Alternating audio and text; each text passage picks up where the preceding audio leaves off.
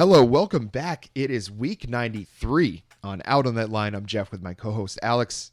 How you doing this week, Alex? Geoff, did you happen to catch the weather forecast today? I did not. Did you? It's a forecast calling for some hot pod, Geoff, and we're the ones bringing it to a town near you. Oh, well, I hope you people have your umbrellas because you're getting some hot pod coming your way. It's raining pod. I don't know why. My mind just goes to like a very dark, gross place when we're saying that. You don't have to tell me. They definitely, like what I'm thinking of, they definitely want to have umbrellas. Most certainly. Maybe even some galoshes, I think. A nice poncho, yeah. Yeah. I think you get as much protection as you can get. Yeah. You're going to want to utilize that. Well, you had yourself an experience with recently. So it's been a couple weeks since we've spoken to each other. So we got some catching up to do A little bit. on a couple of things here. And I think the most important one, well, I'll say 1A. We'll have a 1B in a minute here. The Ghostland, the Ghost of Paul Revere. Tell me about it. Ghost of Paul Revere, great band. Every year they do a festival that they call Ghostland. I think they've been doing it for like 4 or 5 years, and they have a couple other acts come. His Golden Messenger came this year. Okay. And it's a great scene. Everybody is like very nice to each other. Like as far as concert going experiences, there's a lot of love. People like really kind of built a community around this band. So I just wanted to say thank you to Ghost of Paul Revere for a great Ghostland, and good luck to everybody in what comes next because the band's breaking up. They're done. That was their last show. So good luck to everybody. Official Out on That Line endorsement. And hopefully they sailed right off in the sunset. So that's a good way to go out. But we got something else very exciting to talk about. Maybe the most exciting time period that's ever occurred on the YouTube. And it was due to a reaction video I posted to John Farnham in the live recording of the song You're the Voice. And the folks from Australia came out in droves. They sure did. Just telling us about how great John Farnham is and how incredible all of his performances are, recommending a ton of stuff. And so not only did we get a ton of engagement, which is exactly why we do this, but it was a really like positive experience. They definitely criticized us for some things. I called him Johnny, and they're like, "Don't call him Johnny, You fool." Yeah, don't do that. So I know better now. But it was just, there was some of that just like kind of, being a bumper in a bowling alley for us, just getting us back on track, keeping us in the lane. But all the recommendations, all the engagement, all the comments, like that was awesome. So we're going to continue to do those videos, and it's not going to be like you're twisting our arms to do it, because John Farnham rocks, man. He's so good. Well, and he's just part of this like larger, hitherto unknown Australian music scene. Like I never in my life was dialed into Australian music. I wouldn't know it if I heard it. Everyone knows Land Down Under, right? Yep. And that's pretty much the long and short of it. So then all these people come along and are like, you just haven't heard what we have to offer. And it starts with John Farnham, but I'm certain it doesn't end there. And you can watch us take this journey to Australia, through Australia, and into Australians' hearts. You can watch it on our YouTube. YouTube.com/C/Out on That Line. That was so good. I just blew on the microphone like a smoking gun. Yeah, that was so good. That was, when we start doing ad reads, I feel like that's going to be your time to shine. The Mack Weldon underwear ads are going to be beautiful. And I feel like for me, no holds barred on what we advertise on here. Totally. Yeah. I long hope as it's not like Manscaped. pure hate speech. Yeah. Like that sounds like a fine. brand of white supremacist dog chow. Pure hate speech. Yeah. We'll make that into a shirt next. It's just not for small dogs. It's just huge hunks Just giant. of food. Yeah. Yeah, you're not a real American if your dog is only 10 pounds. Yeah, this is just venison. In a bag. It's venison in a loose bag. This is a live deer in this bag. It's half of one. The bottom half. It's cheaper. And you're just a dog after all. Well, I don't know how we ended up there, but I want to wrap it right back around to say thanks everybody so far for hopping in for the John Farnham videos. You can expect a lot more also from some other artists in Australia. So stay along with us. Keep commenting, letting us know what else to go. You are our guides at this point. You are our North Star, guiding us home. Let us know what your favorite Australian band is, what your favorite Australian song is. Like I'm ready to go all in. We also last week, I don't know if you noticed, we didn't have a regular full-length pod come out. Instead, we did some more YouTube videos, but we did have an album we were going to discuss for that one. So we wanted to touch on that really quickly. The album is by the band Black Midi, band or group, I'm not sure. You probably know a little more about that. And the album is called Hellfire. Just came out this year, correct? Yep. And very recently, if I'm not mistaken. Maybe a month ago. So it's just like this like psycho Billy jazz like weirdness. I mean, it's just weird. I think that's the first thing I said to you. I was like, I don't know what I really think about it. I just know it's weird, and it's like captivating. And I think I said it's like a really strong drug. It's like you don't want that to last forever. So it's like that's why I can take it in little, small doses. But those little sections I can take it are like really, really good. But there's a lot going on. There is a lot going on, and they say so the idea of Black MIDI is actually like its own like Japanese subgenre where it was like using MIDI to make things that were so dense that if you were to look at it on a page, it would look like an almost entirely black page. Another Zappa tie-in, he wrote a piece of music called The Black Page. Everything is connected. Time is a flat circle. Oh. But they say they don't take any of their sound from Black MIDI, and that's true, but they do kind of take the style of just like throwing layers of everything on top of each other. This is like very controlled chaos with weird genre bends and twists and turns. It's one big thing that kind of flows continuously, and it's just like a nightmare, mindfuck, dystopian vision of hell. It is, yeah. I feel like, man, I don't even know where to really start, but the lyrics are so dense. What this reminded me of is, it gave me like very like King Gizzard. So you mentioned Frank Zappa influence, and I can certainly hear that. But what I heard was like King Gizzard. When they get real weird, and I think you put it really well before the show too. It's called, what's a movement or something that you called it? I think it's like a suite, maybe like multiple songs strung together. I don't know if I'm using that that's correctly. the word. So it's very, with as much as there is going on, there's a lot of pieces that fit together. That's one thing I noticed. So like the musicianship is incredible. The intelligence to put this together and have it make any sense at all. And I mean, they've got to be layering like over 20 different like instruments and like drum beats and things like that just in one song. It's crazy how much there is going on. Did you happen to take a look at the personnel credits on the album? No. Every single person on it has like 24 different things that they played. That's crazy. It's fucking absolutely nuts. It's another like conceptual thing, a lot like it reminded me of Viagra Boys, Cave World. Had that same kind of like, it has a thematic through line but not necessarily a story. This one had like a thematic through line and some like individual stories. You know what I mean? Yes. Yeah, that makes sense. Yeah, so I mean, I'm gonna say, I don't know if we're gonna give I feel like we can just give it, I'm gonna say stream it.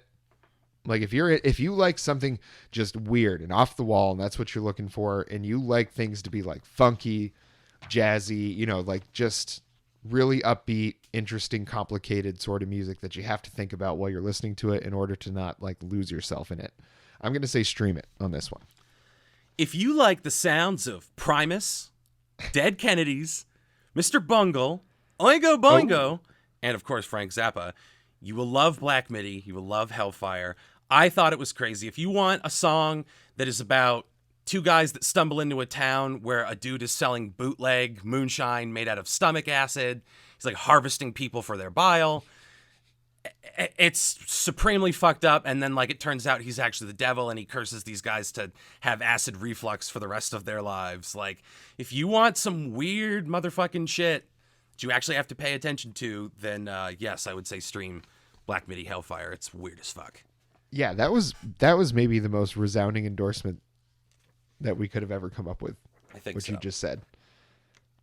Yeah, a very, very just an interesting album. I think one of the most like kind of weird experiences I've had listening to an album recently. It was cool. So definitely check that out. But our main event of the day, of the evening, of the week is going to be a requested album from friend of the pod, Andy. So thank you, Andy, for that. And this is one I've seen this band a bunch, but mostly one song that we're going to talk about that I'd heard from them and never really anything else. So when this got suggested, immediately I said, yes, let's do it. And I think we're going to have some interesting things to say about it here. So the album is Being in Love. Sorry, no, the album is called Wet Leg. Sorry, it's the self-titled, so I was like, that can't be what it is. So the album is Wet Leg by the band Wet Leg. The first song that we're going to talk about is Being in Love. That was where my confusion came in. Sorry about that, folks. If you could see the screen that I'm looking at, you'd totally understand where I'm coming from here. Hey, live pod. You know what I mean? Yeah, we do it live. These are the things that happen, you know.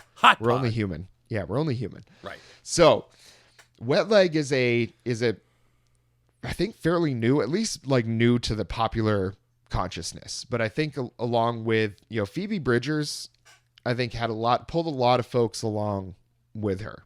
When she kind of popped off, I think a lot of people got some shine from that kind of scene of that like really alternative, very emo type of music without having it be like the aggression of the classic emo that we're more familiar with. And Wet Leg is just this very like, I don't know how else to say it, like artsy, like they're just kind of almost like too cool for whatever moment or whatever place that they're in. It's just like they put on characters very well, and I very much appreciate it about this. So the first song I think is a great way to get into it. So Being in Love, in the way that, I don't know, what's the lead singer's name? I have to look this up. Breanne Teasdale. Yes, the way that she just is so conversational with how she's singing everything, and the way that it's like, I love how this song just kind of like loops right into the chorus, and the way that lyrically is done is very interesting to me, and it was a great start to this album for me. The two biggest things that I thought of when I listened to this song were the band Always and Phoebe Bridgers. Ooh, yes. Because I think if you put those two flavors into one stew, a lot of the things that can get you bogged down in one will be kind of like neutralized by the other. So like, I love Phoebe Bridgers, and like, I love a good sad listen, but Punisher, for as re-listenable as it is, you have to do it over big gaps of time. Yeah. Because it's just so sad. Yep. It's like a very raw kind of expression on that album. So it's like hard to listen to. You can't hammer it. You listen to it once and you're like, I'll see you again in a couple months. And Always is stuff that you can bop, but then sometimes it just kind of like fades into the background because it's like pretty boppy. So if you could take some of the headiness of Phoebe Bridgers and put it together with like the sheer fun, like dream pop aesthetic of Always, I feel like Wet Leg is like right in there and like pop punked up. It's really fun. I think that's such a good way to describe it, because I think the way that she sings is not indicative of the way the music makes you feel. Right. I don't know if I hope that makes sense to people, because especially when you listen to it, you're going to understand what I mean. It's like very monotone. Like it's very much like she's just very disinterested in having to talk about any of this, and having to explain any of this stuff to us poorer people down here below her, but it's never off-putting the way that she does that. There's so many people that can be an asshole when they're just disinterested, but it just doesn't, I don't know. I feel like I just don't feel that way with this. I'm like, yes, tell us how you really feel. I love the fact that it was just such a tossed off. There was not like there were some parts of real anger throughout the album, but it was just basically like, I don't care about this. I don't know why you think I'd care about you. Just like such a tossed off attitude. And it was a very punk attitude. It's a very like, how Illuminati Hotties says like tender punk. Yes. This kind of has that same feeling in the sense that it's very pissed off in a lot of places, but it's never presented as like this dark Wagnerian kind of thing. The whole like mantra of the album seems to be like, well, this seems like a neat idea. Like that's what all the songs are. They're not trying to be self-serious and huff their own farts. They're just like expressing things that they've gone through. There's a lot of like breakup processing on this one, and it's done in fun and interesting ways because they just like, they're kind of goofy and they're kind of rude and it's not a put on. They're just like doing fun stuff, having fun indie girl time. And I think the song that most people are going to know by them, I think this, at least the one that I've seen pop up on like TikTok and YouTube and, you know, just the places where I usually get music content, is Chaise, and they say long. Yeah. Which it feels weird to me because it's supposed to be Chaise Lounge, right? Yeah, Chaise Lounge. Okay, I had a total like glitch in the Matrix moment when I was like, wait, have I been saying it wrong? I sell furniture. Have I been saying this wrong? I had an existential crisis, and that's just totally being honest with everybody here. Yeah. That's sobering. Yeah. So this one was one of your picks. So tell us why. Because it's the one that took over the world. For like, Yeah. Remember how I think that's how we describe Driver's License when we were getting ready to, in the wind up to Sour coming out. I think you even put it that way. This song took over the world. And that's kind of what happened to Chaise Lounge. And don't worry, I had the same glitch in the Matrix moment where I looked, I'm like, no, that's clearly, it's been transposed on Genius, and it's on this website. Actually, and on Spotify. Oh my God. Yeah, just brain melting. What a dumb fuck. Yeah. It made me, it honestly did make me feel dumb. I was like, wait. Which is pretty appropriate because it's the song about like school is for learning and horny stuff. Yep. That first verse is very funny. It's very funny. That's like, they might not be a joke band, but they definitely like to make jokes. Yeah, no, it's not like slapstick Frank Zappa or like Weird Al kind of stuff. It's just like very funny because, again, her delivery is very dry and tossed off, especially on this one. This is, I think, going to be the best example of what I was talking about, where she just sounds completely disinterested in having to talk about any of this. Like, it's already been a thought in her head, and to her, that was enough, and now she has to just tell us plebes about what's going on. And this is the song where I like consider them artsy, because there's a lot of stuff, it feels like you're looking at like a Warhol painting. You know, it's like, why does any of this fit together? Like, what does all this mean? And it seems to just have a certain sort of sense that it does make, even though none of it's really connected. It's so frivolous. It's such frivolous music, such frivolity. Yeah. It is. It's like, it has, again, such a sense of fun. Like, I went and got my degree. My friends call it the Big D. I went to school and I got the Big D. And like, a lot of this music evokes like the early 2000s. That's like, I think, like a big part of the identity of Wet Leg. And you just see this like, being the beginning of like an American Pie movie or something. Just the first line of the second verse is, "Your muffin buttered? Would you like us to assign someone to butter your muffin?" Mean Girls. Like, just, I mean, it's so irreverent that it's as punk as any album I think that we've ever reviewed on this show. It's great. Again, I love the Illuminati hotties, like, consciously or not, I would call this tender punk. Because it's not like overly punky. It's like, it leans more indie, honestly, in my mind. Yeah. But like, that's what kind of gives it that tender punk thing, where it's the same thing as Sarah Tuds and Illuminati hotties, just like this kind of like theatrical kind of attack to it. Yep. And then they go in the boredom direction, and it's like, it's not like a fuck you to anybody. It's just like a cool stylistic choice. Yeah. And it's, you know what, I also, Courtney Barnett. Especially the album that we did way back in the day. That was like, what, almost 2 years ago? Got to be that we did that album. Sometimes I sit and think. Sometimes I just sit, I think is the name of that one. I think that might have been like single digits we did that. Yeah. And that, remember the one song, Elevator Operator. Yep. On that album was just fantastic. fantastic. And I heard that all over this whole album. You know me. You know I'm a sucker for an interesting voice, but I would extend that to an interesting delivery. Mm-hmm. And it's primarily Homegirl. I almost called her Rihanna. It's Rihanna. Rihanna's singing is pretty fantastic, you guys. Well, the next song is one of my picks. It's called Angelica. And I don't think they're talking about the character from Rugrats. I thought they might have been at first because it's so snarky. I was like, it's just something they do, is do an entire song about something like that.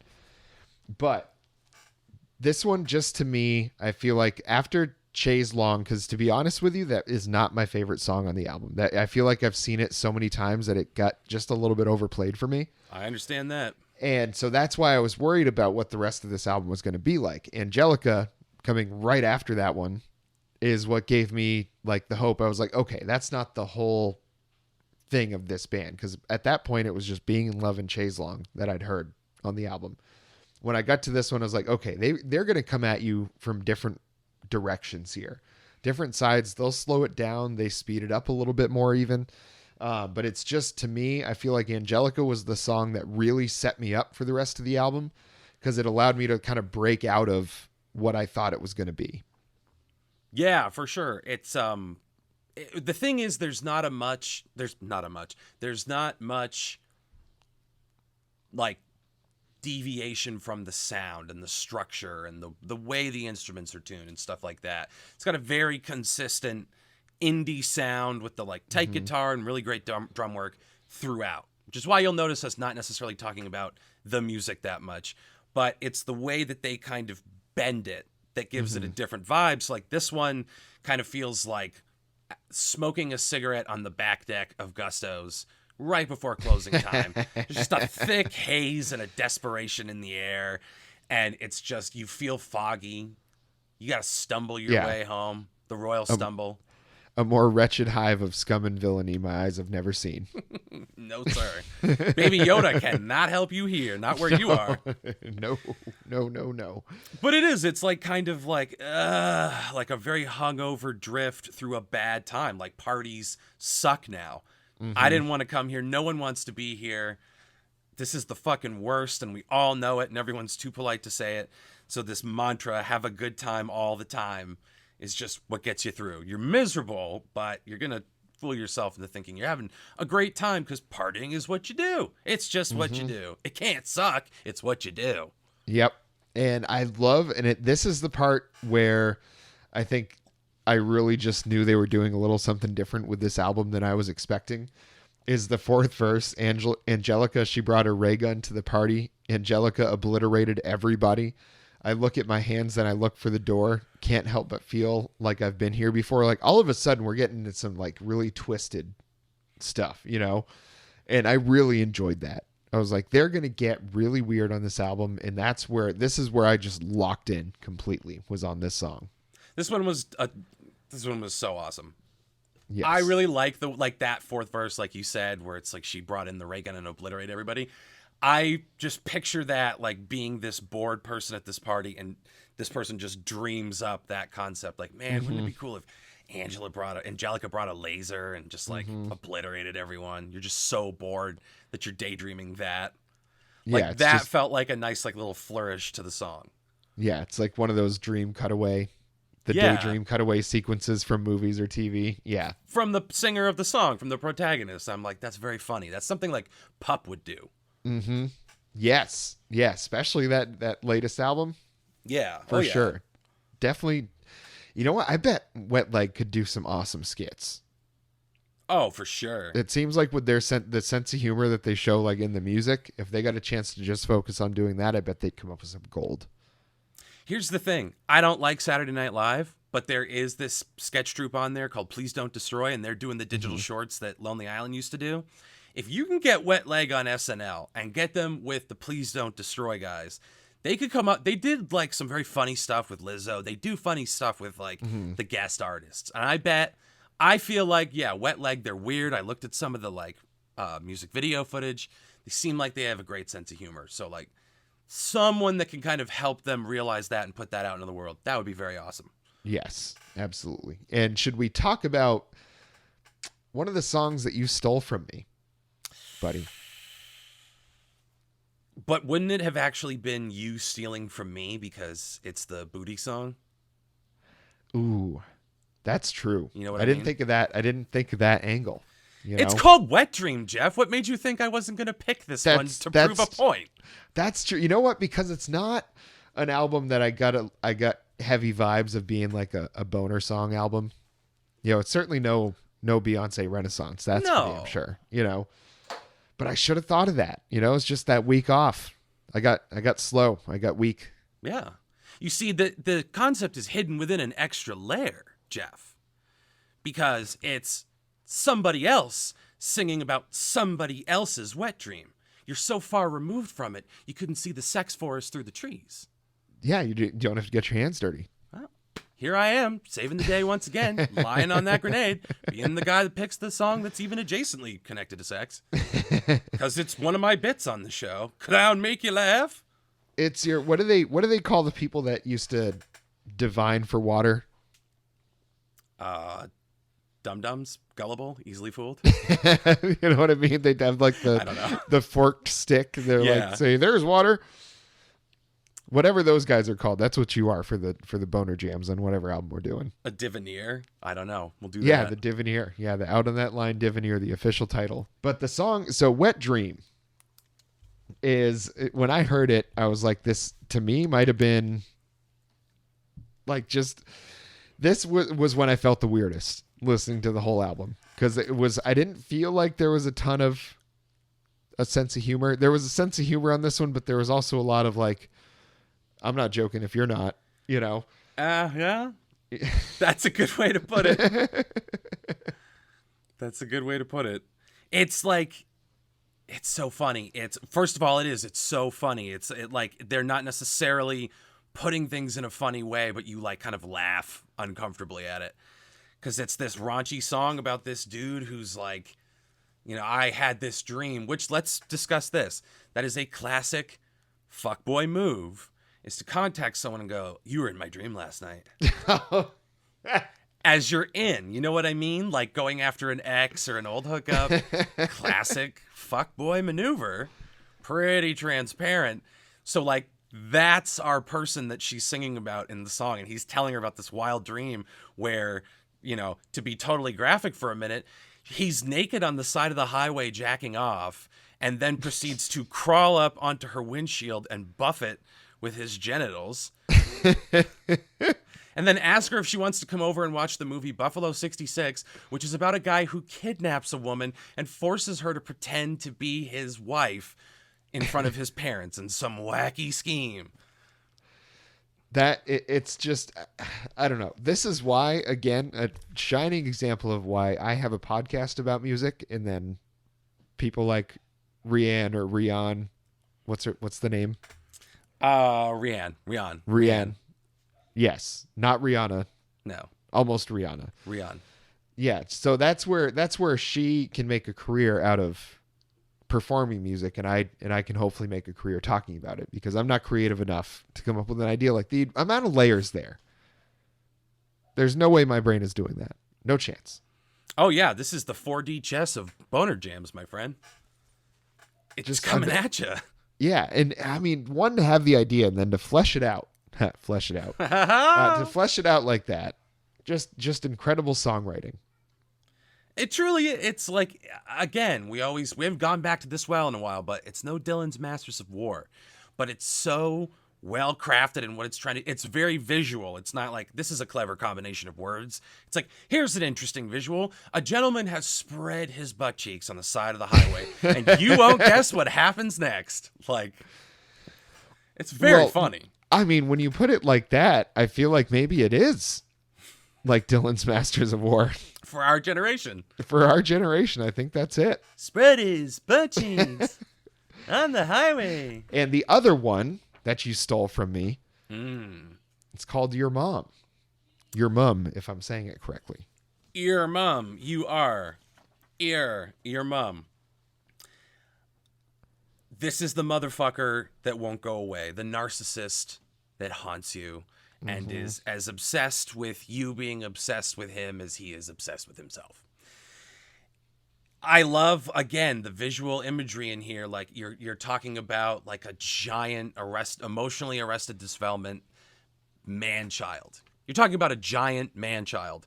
And there's this reference to being blazed, spooning with a jar of mayonnaise. Like, and that works on two fun levels. Like you're literally like curled up, spooned to the jar, but you're also eating spoonfuls of mayo, Yeah. which is fucking disgusting. Gross. I mean, I like mayonnaise too, but that's disgusting. I've never been so fucked up that I would be like, well, the only thing around is mayonnaise. Any port in a storm, right? No. No fucking way. I'll eat a sponge first. I think I'll just starve. Sure. You're like, well, if all I got's mayonnaise, that's it for me. Going down with the ship. Yep. I don't know. I think it's the kind of thing where if you're not laughing, then you're crying. And you'd rather not cry anymore about it. So that's why those funny parts are there, but it's only to just keep yourself out of that black hole. It's not to like try to pretend it's not there. Right. And this one to me, I think the reason I liked it is because one, the title is just, you think it's going to be, it's going to be a like motherfuck you song, but you don't think it's going to be a serious one. And I think that's another way that they kind of play with the humor on this album is like, this is probably the most serious song on the whole thing. And it's probably got the least serious title. And it's not like Alanis Morissette levels of urgency. Like you ought to know, like I am unleashing all the fire of Canadian hell on you, Dave Coulier. I'm Canada's golden sweetheart, Alanis Morissette. And you, sir, you have wronged me. Like, it's not quite at that level. One of the greatest all-time breakup jams ever. Yeah, did we ever find out what he did? I don't know. I think he was just irresistible, and it didn't work out. And she was like, I can't go on without Coulier. I got to write a song about this to exorcise that demon.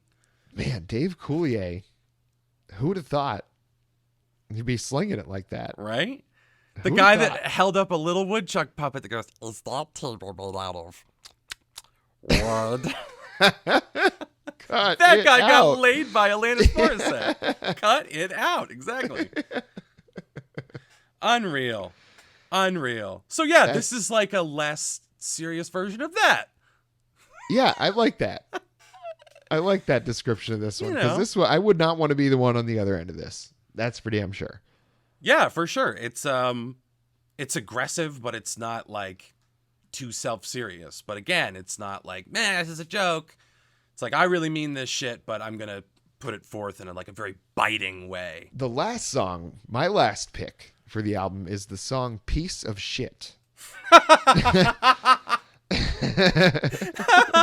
Just hearing you say it for the first time. So this one, to me, obviously the most lyrically dense song. So this one might be the Dylan's Masters of War of this album. And the reason I like this one is, again, because it was very, very descriptive about how she was feeling about things. And it also was, I feel like, the most traditional kind of like singer-songwriter entry on this whole album.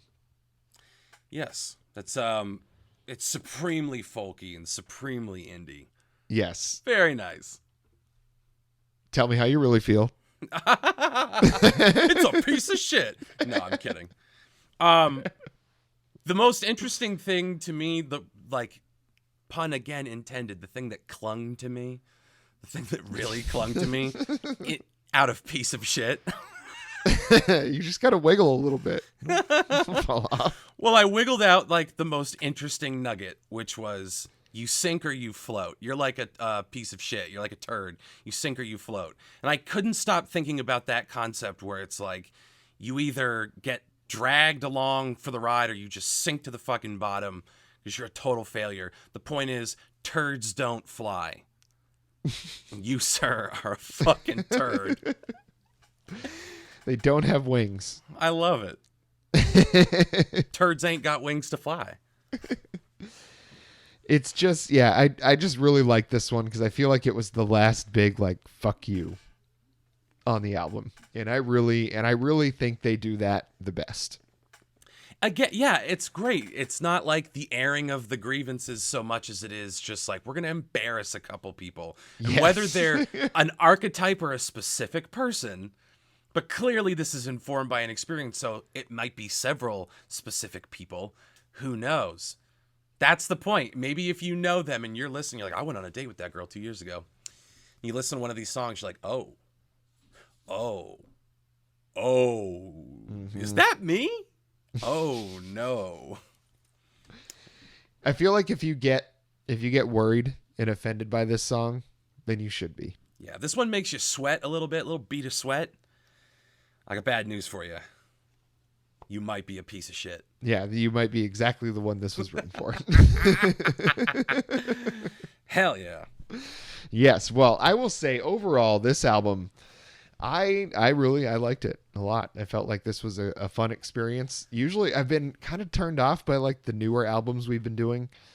I don't know why. I feel like I just have more fun lately doing the older stuff. Yeah. For whatever reason, but this was a solid one. I'm really glad we did this one. I'm Yeah. going to say stream it.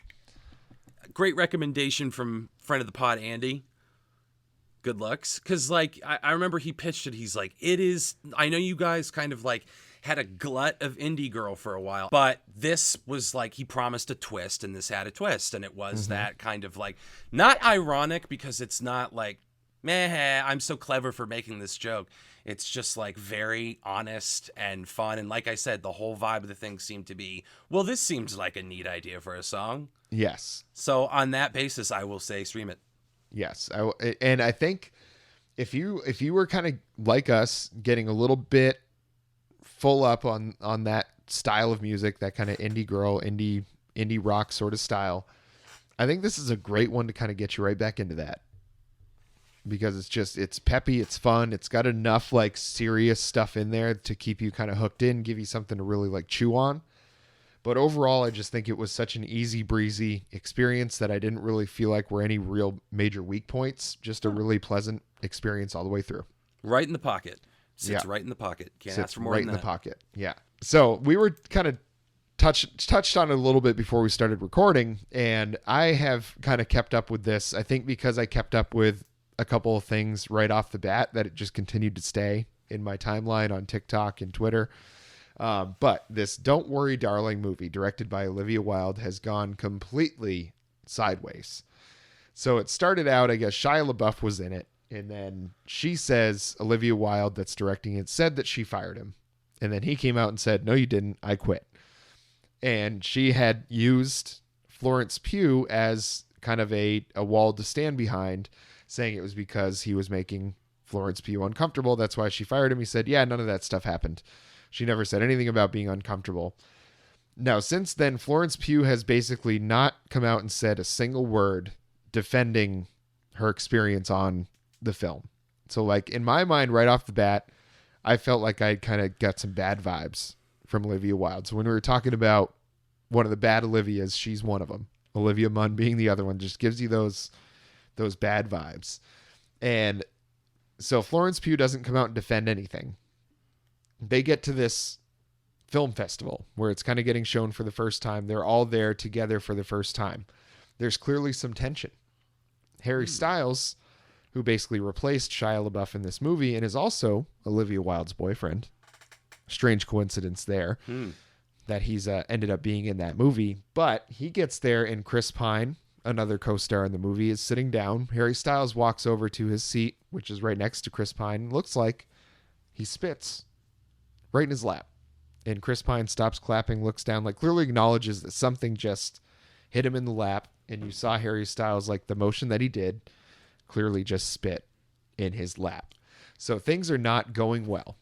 Harry Styles again at some point turns around and says to Olivia Wilde, we're done. During that whole film festival, somebody like recorded it on their cell phone. You can clearly see his lips like turn around the way he said it. He said, we're done. And so who knows what is going on with this movie, but what has been shown is that Harry Styles, maybe not as impenetrable and family friendly as people try to make him out to be, because he seems like he's acting like a child during this whole thing, along with Olivia Wilde basically just lying through her teeth about several people to make herself look good. And a lot of folks thought it was to drum up interest in the movie because she didn't feel like there was enough. And now the movie is getting absolutely shredded. So this may be Harry Styles' last foray into feature films for a little while. Well, especially because the Eternals fucking bombed. They introduce him in the post-credits like it's going to be a big deal. Patton Oswalt is playing an adorable CGI troll with a drinking problem. And then that movie bombs horribly. I don't think they'll be making more Eternals. No, that was, it just wasn't good. It wasn't good. They'll probably fold these characters into some larger Avengers movie narrative where it's like, oh, Big Pop, Harry Styles showed up in a cape.